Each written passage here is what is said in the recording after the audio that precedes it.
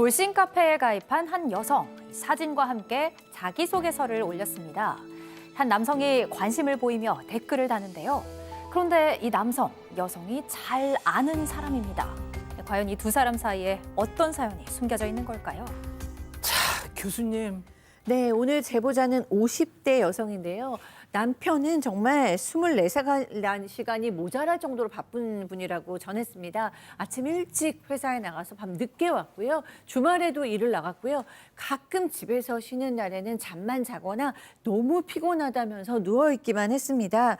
그런 남편이 유독 즐거워 보이는 순간이 있었는데 바로 휴대전화를 만들지였습니다. 어느 날부턴가 남편은 제보자 몰래 전화를 받기도 하고 휴대전화를 감추기도 했습니다.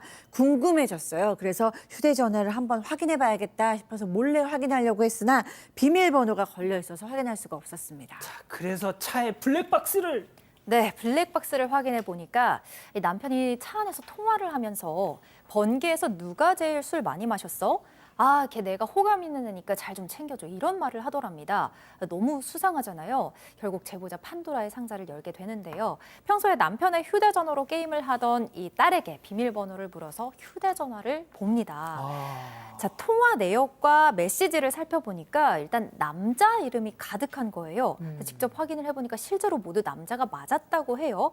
자, 그런데 아무리 그래도 찝찝하잖아요. 자, 제보자가 설치된 앱을 하나하나씩 살펴보는데 그중에 온라인 카페가 눈에 띕니다. 자, 알고 보니까 남편이 돌싱 카페에 가입을 해서 기혼자라는 것도 숨기고 지역도 숨기고 번개 모임을 즐기고 있었다고 합니다. 자, 그리고 제보자는 결혼 생활 무려 12년 만에 우리 신랑한테 연차가 있었어. 그렇게 남편이 야 아내 몰래 연차를 내고 그래 도시카페 회원들하고 평일은 물론 휴일에도 자주 어울렸는데 말씀하신 것처럼 제보자분한테는 자기 연차가 있는 것 자체를 알리지 않았다라는 겁니다. 게다가 남편 별명이 번개 형님이었대요. 그 카페에서 번개 형님. 네, 부르면 언제든지 빨리 온다라고 해서 플래시맨. 네, 번개 형님이었다고 하고 남편분이 또 사실 집에서 한 달에 한 번 회식해도 아이고 이거 돈 아깝다고 벌벌 떨었는데 그 카페에 가면 여름엔 삼계탕 쓰고 겨울에는 방어회 쓰고 완전 통 큰 사람이 돼 있더라는 겁니다. 잠입해야죠. 들어가야죠. 뭐 들어가는 방법 가입하는 수밖에 없습니다.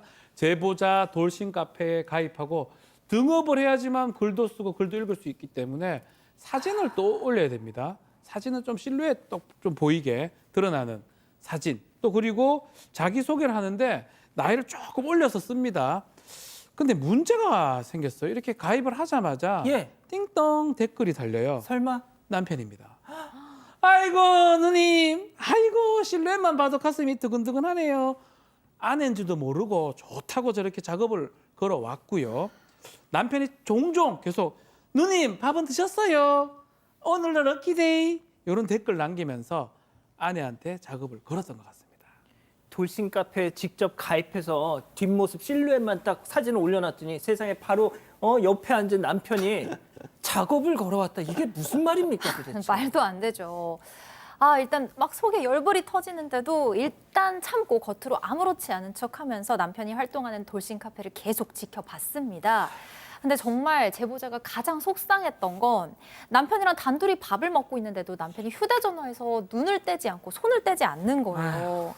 그러니까 혹시나 하는 마음으로 이 제보자가 돌싱 카페에 들어가 보면 역시나 나랑은 눈도 안 마주치는데 자신과 친한 회원들과 댓글로 대화를 나누고 있는 거예요. 제보자가 슬쩍 이번 주말에도 또 일해? 이렇게 물어보니까 이 남편 주말에도 일한다. 밤 늦게 퇴근할 것 같다라고 말을 하는데 동시에 돌싱 카페에서 오는 주말에 낚시하러 가실 분 하면서 같이 낚시하러 갈 사람을 찾고 있었다고 합니다.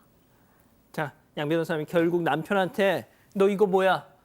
추궁을 했죠. 근데 물어본 이유가 따로 있었어요. 뭐냐면 꽤 오래 지켜봤는데 남편이 글자가대로 추파를 던지긴 하는데 그냥 속된 말로 불륜을 저지르는 그런 것도 아니었던 거예요. 그래서 도대체 이게 뭔가 답답해가지고 당신 돌싱 카페에서 다 노는 거 다 알고 있다. 다 털어놔라. 이렇게 물어봤답니다. 돌싱 신청하니까 재밌냐라고 물어보니까 남편이 또 하는 게 미안은 한데 나 진짜 그냥 노는 게 재밌었다라고 하는 거예요.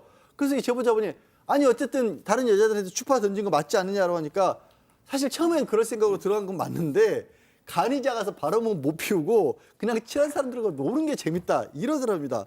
그래서 아니 너도 내가 바람 안 핀 걸 뻔히 알지 않냐 그냥 동호회라고 생각해라 라고 하고 있대요 지금은. 자, 오늘 제보자분께서는 본인 신원이 드러나는 걸 극도로 두려워하셔서 저희가 이 음성 변조를 해드리겠다고 했는데도 목소리 사용을 거절하셨습니다. 박 변호사님, 네. 돌싱 카페엔 가입했지만 난 그냥 사람 만나는 게 좋아서 그랬을 뿐이 바람 안 피웠다. 근데 이거는 지금 단계에서 뭐 이혼 사유가 되거나 하진 않는 것 같은데 카페가 돌싱 카페 아니겠습니까? 다른 카페, 뭐 농구 카페, 야구 카페면 뭐 이런 말씀도 하더라도 문제가 없는데 돌싱 카페를 거짓말하고 지금 들어간 상황이거든요. 앞으로 잘못될 가능성이 매우 높은 상황이라고 봐야 될 것 같고 지금이라도 여기 나와서 가고 싶으면 안 돌싱 카페로 가세요. 거기도 잘못됐나요? 하여튼 노는 게 좋으면 그 적절한 데로 가야지 여기서 하는 건 절대 안 될 것 같습니다. 이건 교수님이 좀 정리를 해주셔야 되겠네요. 네, 이 남성은 지금 뭐 이중적인 자아를 가지고 있으면서 본인의 어떤 쾌감을 느끼면서 뭐 즐긴 것 같습니다. 어쨌든 아내 입장에선 너무 배신감 느끼고 서운하고 화가 나실 수밖에 없어요. 중요한 거는 제보자께서 지금 내가 원하는 게 뭔지 좀 곰곰이 생각해 보실 필요가 있는 것 같습니다. 그래서 정말 남편한테는 너무 실망스러워서 남편과 화해가 불가능하거나 혹은 남편이 변하지 않는다, 그럼 거리를 두실 수밖에 없고 또 최악의 경우에 헤어질 수도 있는 거죠. 근데 이제 본인께서 나는 그래도 우리 가정 안에서 화해하고 싶다라거나 아니면 남편이 이제 정말 바뀌겠다라고 얘기하시면 어디서부터 이 관계가 틀어졌을까 생각하시고 꼭 회복하셨으면 또 좋겠습니다.